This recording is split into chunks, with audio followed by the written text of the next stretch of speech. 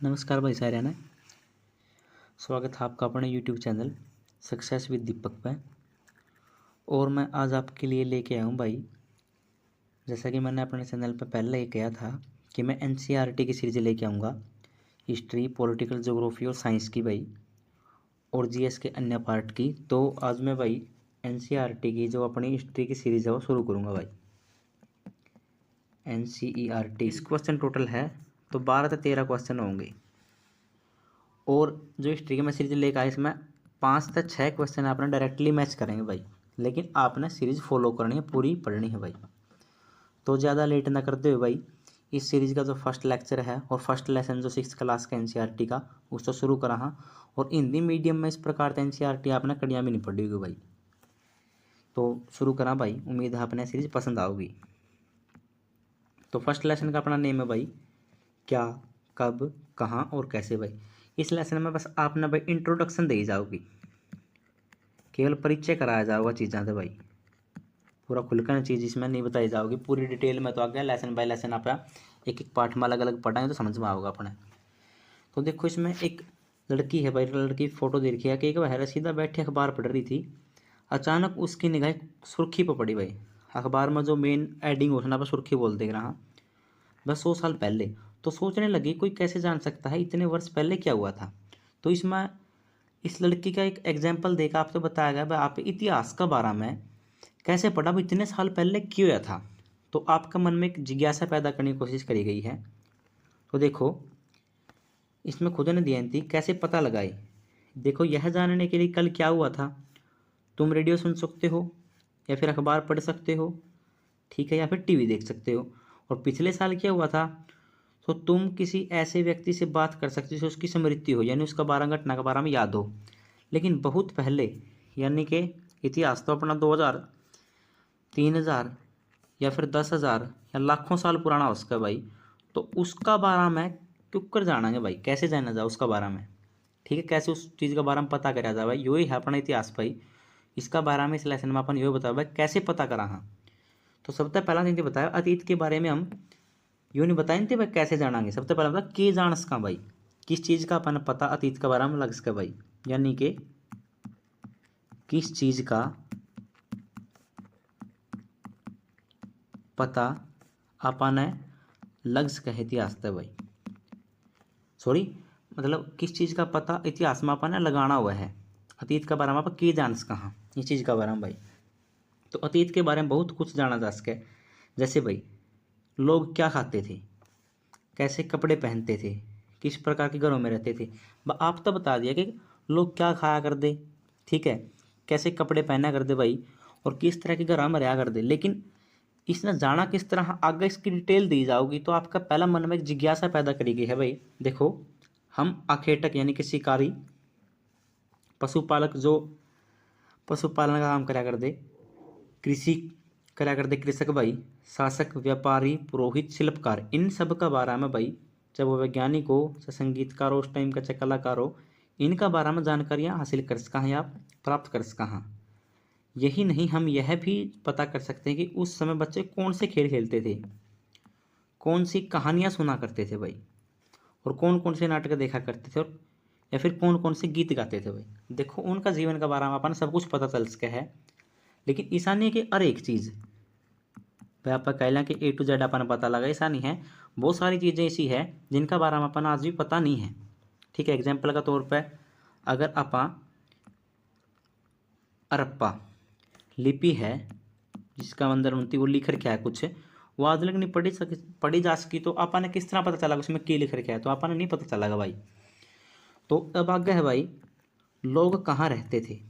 ये छोटी कटमा कटमा चीज़ दे रखी है, आपने इरिटेट भी करेंगे भाई, मतलब एक बार में स्पष्ट क्यों निकलने लगे भाई के जानस कहाँ, ठीक है, और कैसे जानस कहाँ। देखो इसमें आपने फर्स्ट लाइन पढ़ी होगी कैसे पता लगाई, ये आपका मन में छोड़ दी।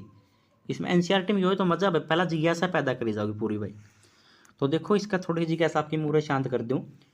तो वह लोग क्या खाया करते, कैसे कपड़े पहनते थे, इसका बारे में तो नॉर्मल सी बात है। देखो कुछ खांदे हो गए, जैसे कोई दाना है, गेहूं का दाना बच रहा है, वैसे इतना साल पुराना दाना बचा नहीं, लेकिन जलीय अवस्था में बच जाएगा वो, अगर वो जल गया तो बच जाएगा। अगर आप ना वो मिल गया अगर वो जलीय अवस्था में मिल गया तो आप क्या अनुमान लगाओ उस टाइम गेहूं का दाना था। अगर वो जलीय अवस्था में मिल रहा है या तो दुर्घटनावश जला होगा, ठीक है, या फिर वो किसी ने आग लगाई होगी, पकाया होगा भाई, पकाने खातिर खाया होगा। तो अनुमान इस तरह लगाया जा सके। एक बार खातिर आपका मन थोड़ा शांत करो, आगे बढ़ा भाई लेसन में, आगे देर खेन थी खुद ने। तो देखो भाई, एक मानचित्र एक देर है पृष्ठ नंबर 2 पे। नर्मदा नदी का अपन पता लगाना है। तो कई लाख वर्ष पहले से लोग इस नदी के तट पर रहा करते थे। यहाँ रहने वाले लोग आरंभिक लोगों में से कुछ कुशल संग्राहक थे। संग्राहक मतलब इकट्ठा करने वाले, जो आसपास के जंगलों की विशाल संपदा से परिचित थे। इसका मतलब कि भाई जो ये लोग थे संग्राहक, संग्राहक का मतलब वो इकट्ठा करने वाले, यानी कि फल फूल ये सब इकट्ठा करा करते भाई। और इन्हें तो अपना जीवन दिनचर्या चलाया करते भाई। खाना पीना फलां तो हो जाया करता, फूलों तय, फूलों का भाई थोड़ा बहुत बीज होंगे उसके, उन तय ये खाना पीना कर लिया करते। तो आसपास की विशाल संपदा यानी कि जंगल है जितने भी, उनका बारे में विशाल संपदा मतलब पूरे के पूरे जंगल का बारे में, जितने फॉरेस्ट है उनके आसपास के एरिया में पूरा पता आया करता उस चीज़ के बारे में भाई। कौन सी दवाई, कौन सा पेड़ा, ठीक है ना, कौन से वृक्ष किस काम के हैं, खाने लायक है या नहीं। तो इनकी अपना तो अच्छा पता होया करता, क्योंकि कुशल संग्राहक केवल प्रकृति पर निर्भर थे। अपने भोजन के लिए वे देखो जड़ों को एकत्रित करते थे, फलों को, जंगल के अन्य उत्पादों को का यहीं से संग्रह किया करते थे। कुल मिला के संग्रह कौन हो जो संग्रह करते हैं भाई।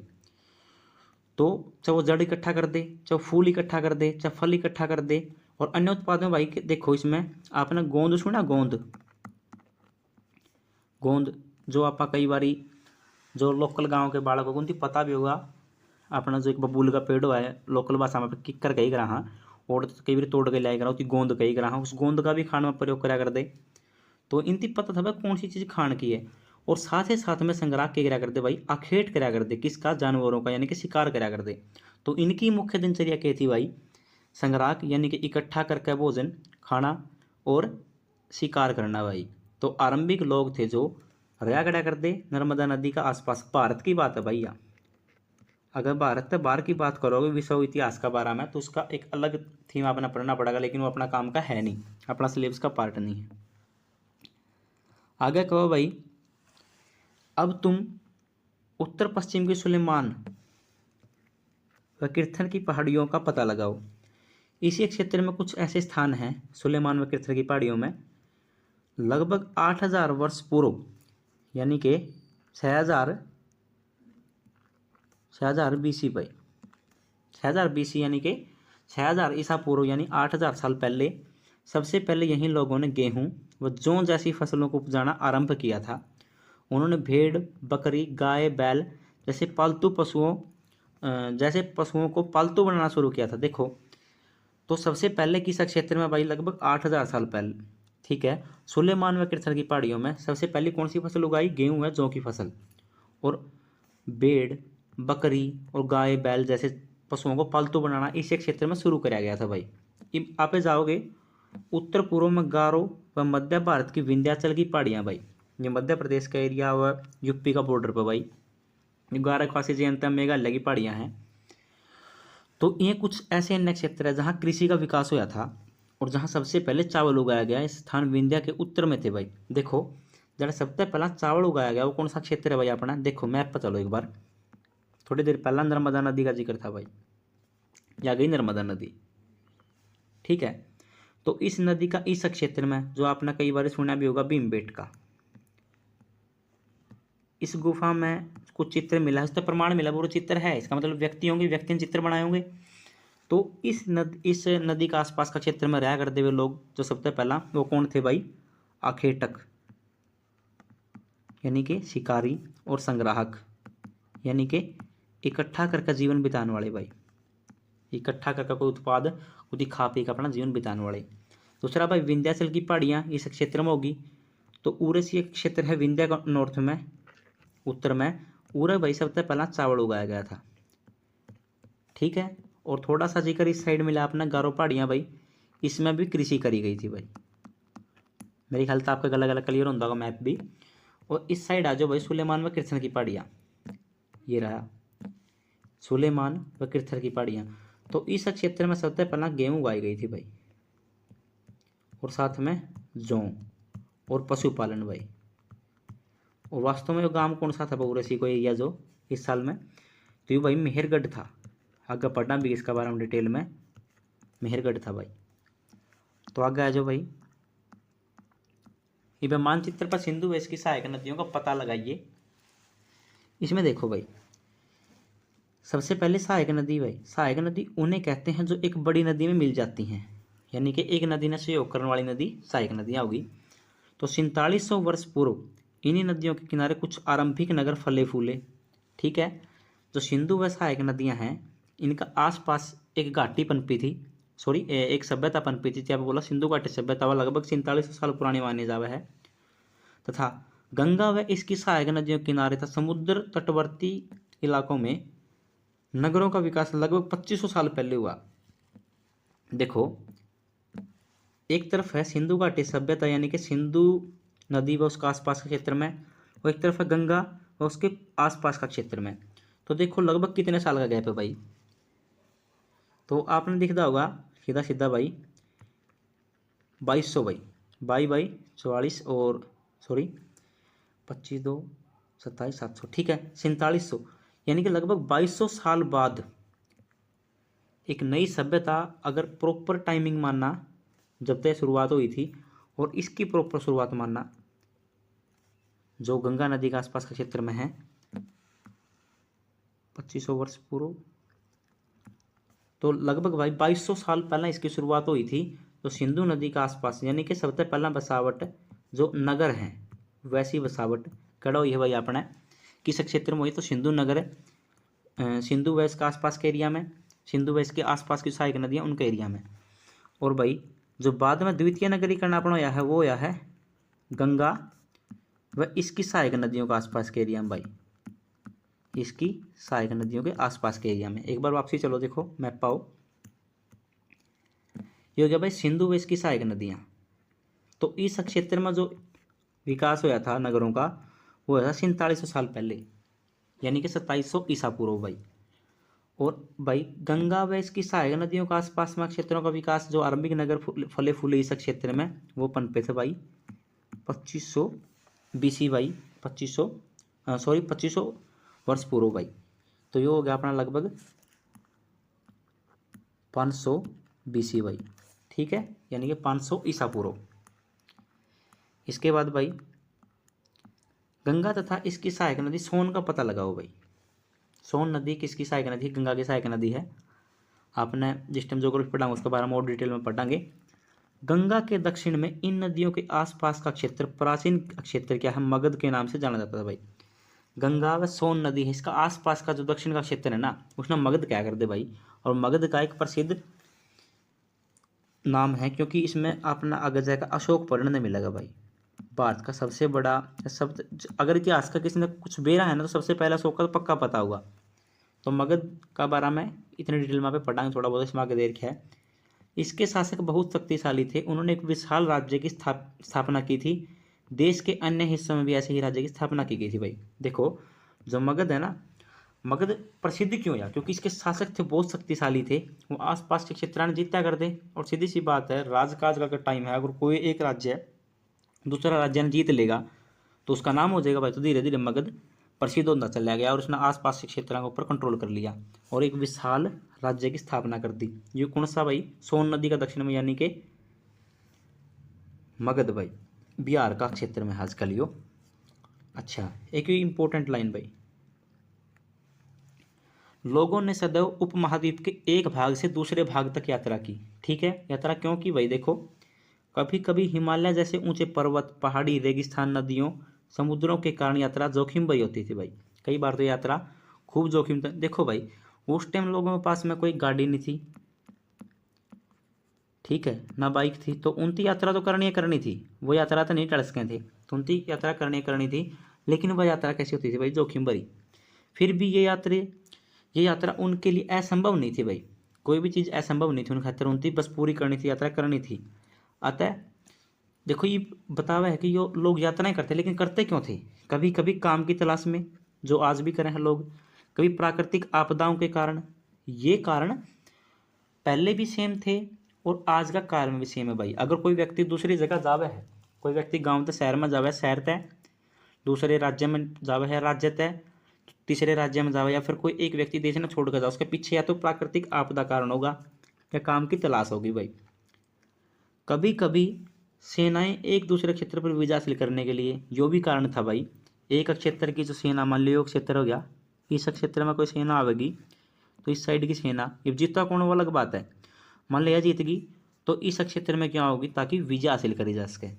तो ये लोग यात्रा क्यों करा करते, काम की तलाश के कारण, प्राकृतिक आपदाओं के कारण, और सेना दूसरे क्षेत्रों पर विजय करने के लिए।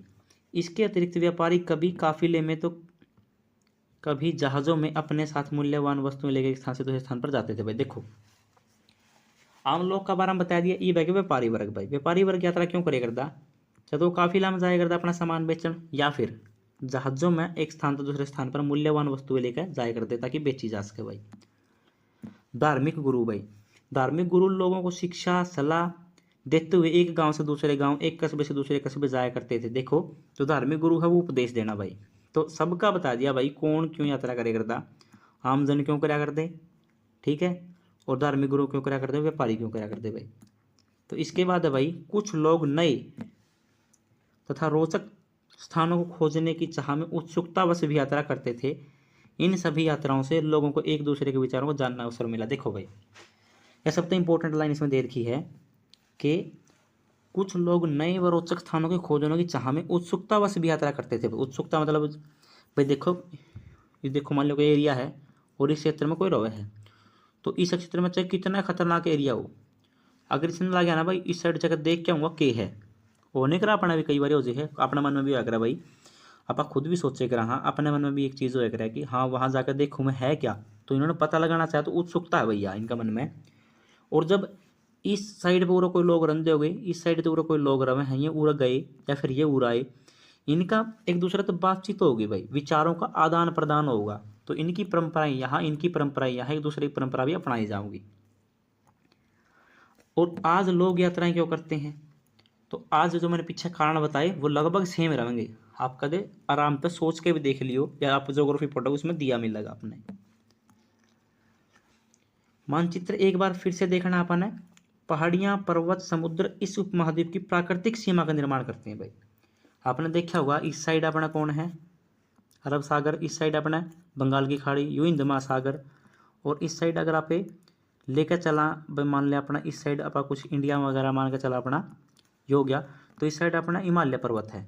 तो अपना प्राकृतिक सीमा पहले से तय है, भारत एक प्राकृतिक गोद में पहले बैठा है भाई, प्राकृतिक गोद में पहले ही बैठा रखा है अपना भारत, ठीक है।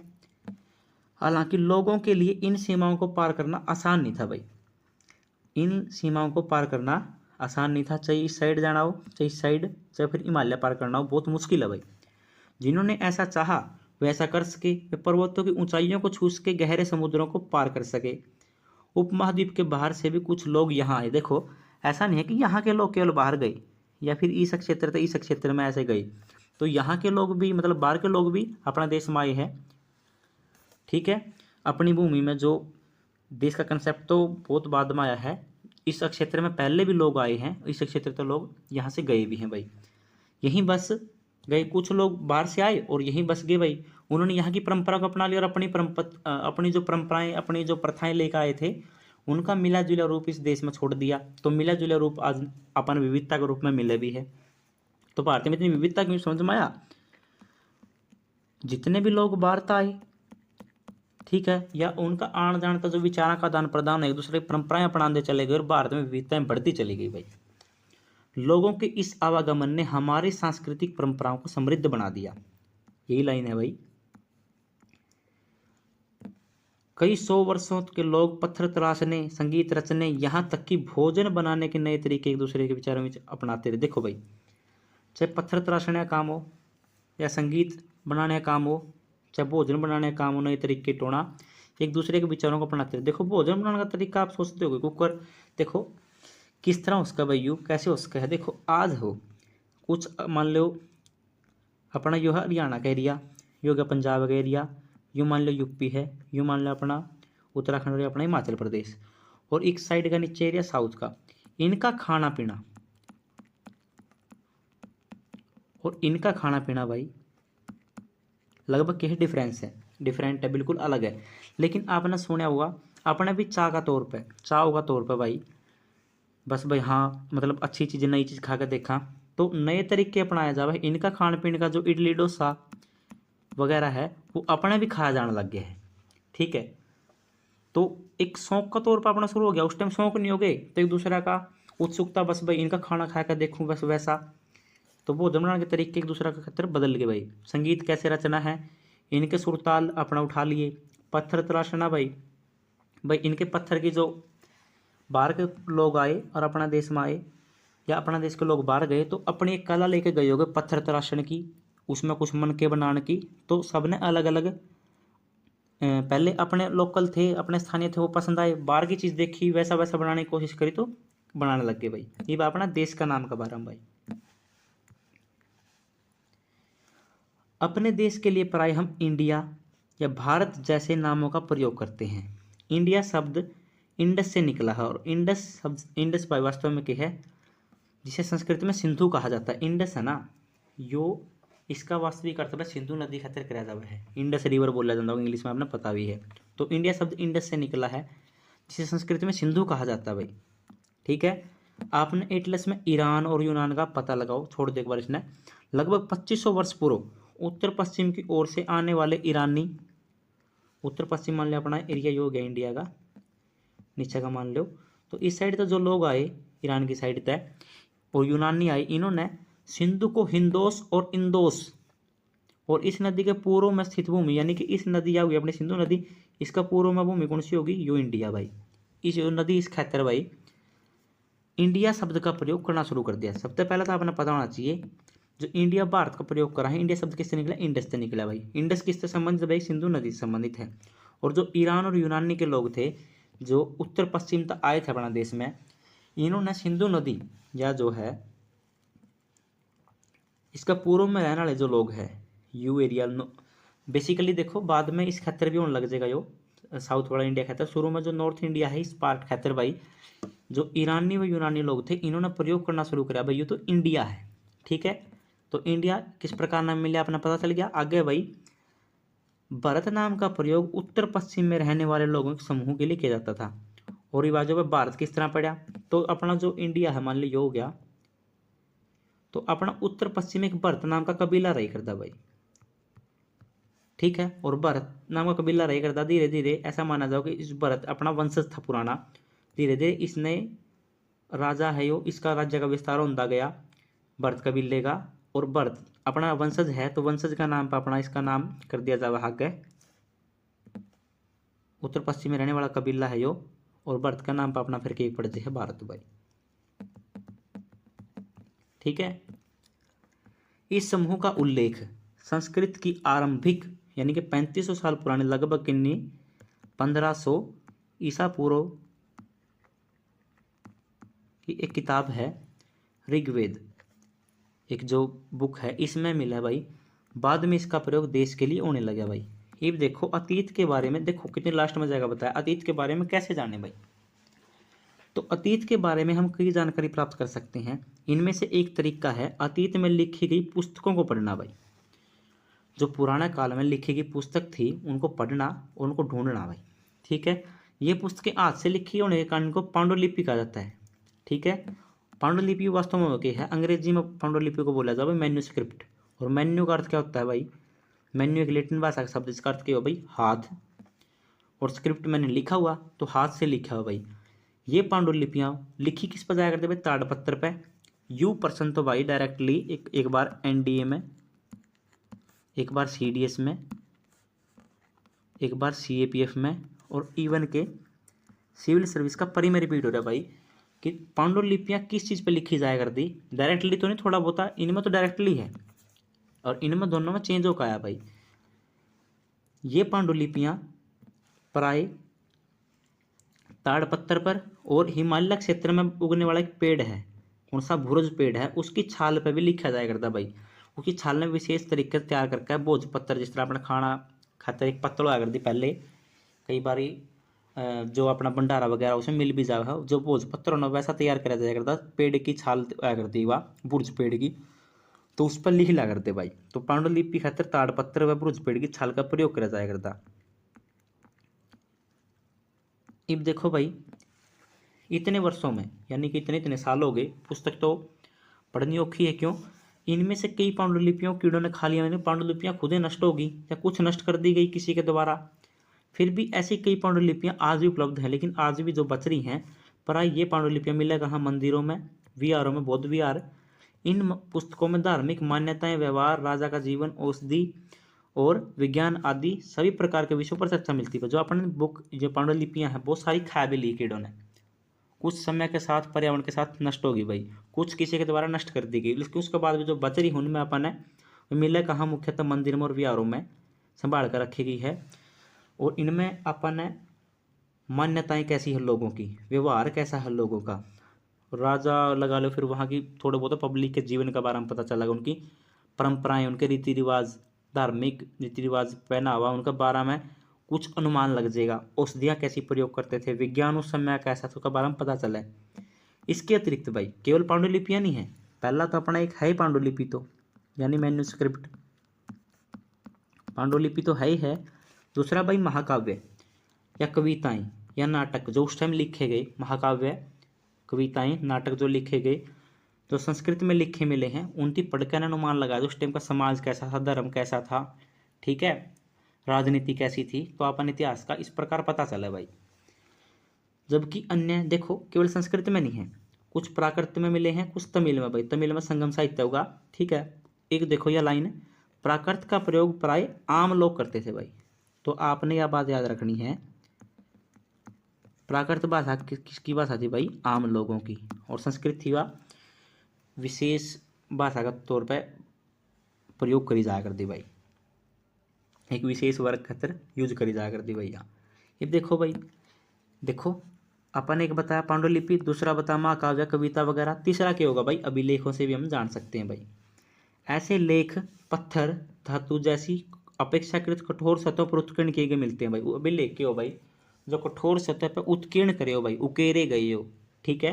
कभी कभी शासक लगा लो या फिर अन्य लोग अपने आदेशों को इस तरह उत्कीर्ण करवाते थे ताकि लोग उन्हें देख सकें, पढ़ सकें और उनका पालन कर सकें। अशोक का सबसे बढ़िया एग्जाम्पल है भाई अपना, अशोक सम्राट भाई अपना, वो अभिलेख खुद हुआ है ताकि उसे लोग देखें, पढ़ें और उनका पालन करें। तो अभिलेख हुआ कि है कठोर सतह पे, पत्थर की भी उसका है या फिर धातु की, उसके ऊपर खुदवाया गया, उसके ऊपर उकेरा गया, लिखा गया कोई चीज़ है, उसने बोला अभिलेख भाई। कुछ अन्य प्रकार के अभिलेख भी मिलते हैं जिसमें देखो यूँ के बताया भाई जो आम जनता खातिर लिखा होगा, और कुछ हाँ परिप्रेक्ष्य अलग हो भाई। देखो जैसे राजा है, रानी है, उन्होंने अन्य स्त्री पुरुषों ने भी कार्यों का विवरण किया है भाई। देखो ये तो क्या है, आदेश वगैरह, उसके आदेश का अगर पालन करवाना है तो ठीक है। दूसरा कि भाई अपना काम का विवरण देना हो, कोई राजा अपनी महानता का बारे में बताना चाहता हो या अपना विवरण देना चाहता हो तो वो भी क्या करे करता पहले। देखो उदाहरण के लिए प्राय शासक लड़ाइयों का और उसमें जो उनकी विजय मिला कर दी यानी कि जो जीत मिला कर दी, उस जीत का लेखा जोखा भी कर दिया कर दे, अपनी प्रशंसा करवाने खातिर किसमें लिख दिया कर दे भाई? अभिलेख में। तो अभिलेख में अपन वही चीज़ मिलेगी जो एक शासक लिखवाना चाहता होगा, जो उसने लिखवाने वाला लिखवाना चाहता होगा भाई। कुछ ऐसी चीज़ें भी हुआ है जो अभिलेख में नहीं लिखी होंगी भाई। आगे भाई, क्या तुम बता सकती हो या तुम बता सकते हो कठोर सतह पर लिखे लिखवाने के क्या लाभ थे भाई? ऐसा करवाने में क्या क्या कठिनाई आती थी भाई? लाभ तो क्या होगा भाई? नष्ट को नहीं हो भाई, तोड़े से आज तक भी बच रही हैं, सबसे मेन इंपॉर्टेंट ये है। दूसरा कठिनाई क्या होगी भाई? उकेरना, ठीक है, उकेरना खुद में कठिनाई है। और पढ़ने में क्या भाई? कुछ अक्षर धुंधले हैं, ठीक है, धुंधले अक्षर हैं, कुछ मिट गए भाई पर्यावरणीय प्रभाव के कारण, और कुछ के है नष्ट हो गए जिनका अर्थ कुछ के बिना स्पष्ट नहीं होता भाई। मान लो एक अक्षर यू है, एक अक्षर यू है, इसका बिना इसका अर्थ स्पष्ट नहीं होता और यू मिट गया हो, ठीक है, तो ये कठिनाई होगी। इसके अतिरिक्त कई अन्य वस्तुएं अतीत में बनी और प्रयोग में लाई। देखो भाई, पहला पांडुलिपि, दूसरा महाकाव्य वगैरह, तीसरा अभिलेख, चौथा अपना प्रयोग हो गया कि देखो जो अतीत में बनी वस्तुएं बनी जाया करती, प्रयोग में लाई जाया करती, उनका भी प्रयोग करा यहाँ पे, ठीक है, आप खुद उनका प्रयोग करा हाँ। जो आज भी और अपना बाद में जो आओगे उनसे पता चल जाएगा भाई ये वस्तु प्रयोग में लाई जाया करती, किस प्रयोग में लाई जाया करती, धीरे धीरे उसका बारे में पता लगा लें। कौन उसकी पता लगाने वाले कौन हो भाई, पुरातत्वविद। देखो इसके अतिरिक्त कई अन्य वस्तुएं अतीत में बनी व प्रयोग में लाई जाती थी। ऐसी वस्तुओं का अध्ययन करने वाले व्यक्ति पुरातत्वविद कहलाते हैं। जो वस्तुओं का अध्ययन करते हैं वो पुरातत्वविदों में हैं। पुरातत्वविद पत्थर ईंट से बनी इमारतों के अवशेष, चित्रों, मूर्तियों का अध्ययन करते हैं। देखो भाई तो अपन पता किस तरह चलेगा, पांडुलिपि पढ़ ली, अभी लेखा बारम पढ़ लिया, महाकाव्य पढ़ लिए, और अतीत में जो भी वस्तु प्रयोग में लाई जाया कर दी उसका अगर अपन कोई भी अवशेष मिले, किसी प्रकार का अपन को अवशेष मिले, उसका पुरातत्वविद जांच करेंगे, उसके ऊपर अध्ययन करेंगे भाई, तो अपन पता चल जाएगा भाई या किस काल की है, किस क्षेत्र में मिली है और किस चीज़ खातिर प्रयोग में लाई जाया कर दी। और इमारत जो बन रही है वो पक्की ईंटा है कच्ची ईंटा है। अगर कच्ची ईंटा है इसका मतलब उनकी पकाना ज्ञान नहीं था, या फिर उस समय ईंधन की उपलब्धता कम होगी, वह आग नहीं होगी। ठीक है, वे औजारों, हथियारों, आभूषणों, बर्तनों तथा सिक्कों की प्राप्ति के लिए छानबीन करते हैं, खुदाई का काम करते हैं। मैंने पुरातत्वविद इन चीज़ों की प्राप्ति के लिए खुदाई करते हैं, उसके बाद उनके ऊपर अध्ययन करें हैं। इनमें से कुछ वस्तुएं पत्थर की हो सकती हैं या फिर पक्की मिट्टी की हो सकती हैं, कुछ धातुओं की बनी हो सकती हैं भाई। ऐसे तत्व कठोर हो सकते हैं, जल्दी नष्ट न होने वाले होते हैं भाई। जो तत्व मैंने आपको बताए, या तो पत्थर लगा लो या फिर पक्की मिट्टी या कुछ धातु, ये या तो कठोर रहेंगे या जल्दी नष्ट न होने वाले होते हैं। और इसी कारण पुरातत्वविद को जो वस्तुओं का अध्ययन करता है उसको मिल जाते हैं और मिलने के बाद वो अध्ययन कर पाता है। ठीक है, अगर वो मान लो कागज की कोई चीज़ बड़ी कुछ समय के बाद नष्ट हो जाएगी, उस समय मान लकड़ी की कोई चीज़ हो और वो आज उसका केवल ढांचा बचे रहा, और ढांचा भी मिल जाए तो अच्छी बात है, ना मिला है तो कुछ भी नहीं। तो पुरातत्वविद अध्ययन किसका करेंगे, तो आपने याद रखना है जो पुरातत्वविद अध्ययन करें है वो पक्की मिट्टी, कुछ धातु या पत्थर की या फिर मिट्टी की चीज़ें मिलेगी उनकी, तो उनका अध्ययन करें भाई।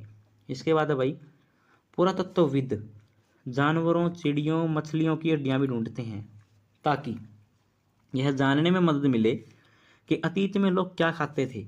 वनस्पतियों के जो अवशेष है वो बहुत मुश्किल से बच पाते हैं। यदि अन्न के दाने या लकड़ी के टुकड़े जल जाएं तो जलीय अवस्था में बचे रहते हैं भाई।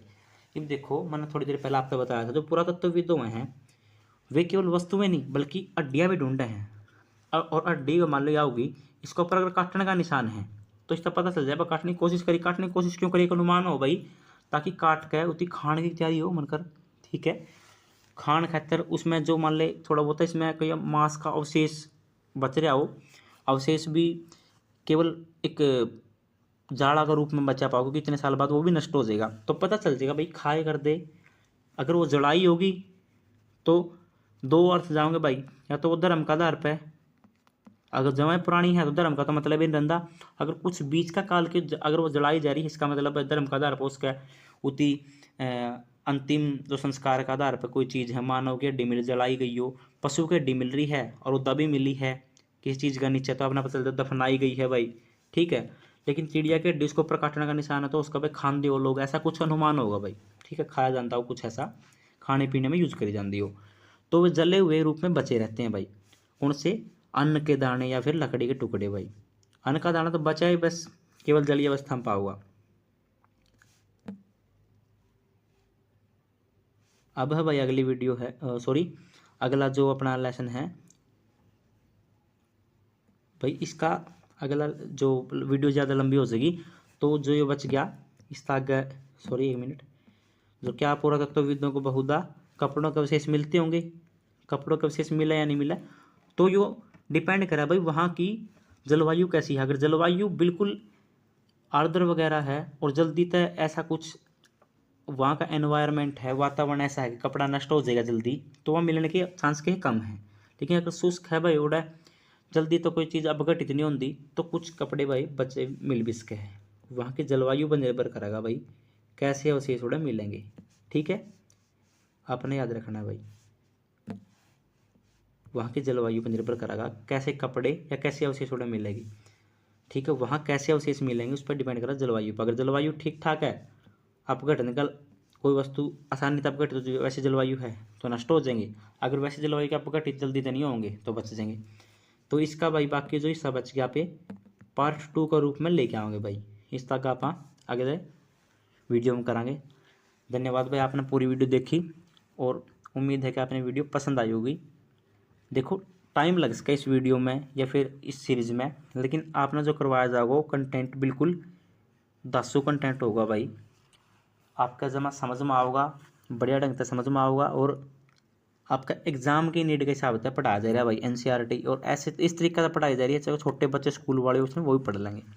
तो धन्यवाद भाई, आपने वीडियो देखी। सक्सेस विद दीपक ने भाई सब्सक्राइब कर लो, शेयर करो भाई। हिंदी में एनसीईआरटी कैसी सीरीज़ आपने कभी पहले नहीं देखी होगी। धन्यवाद भाई, धन्यवाद भाई सारे ने।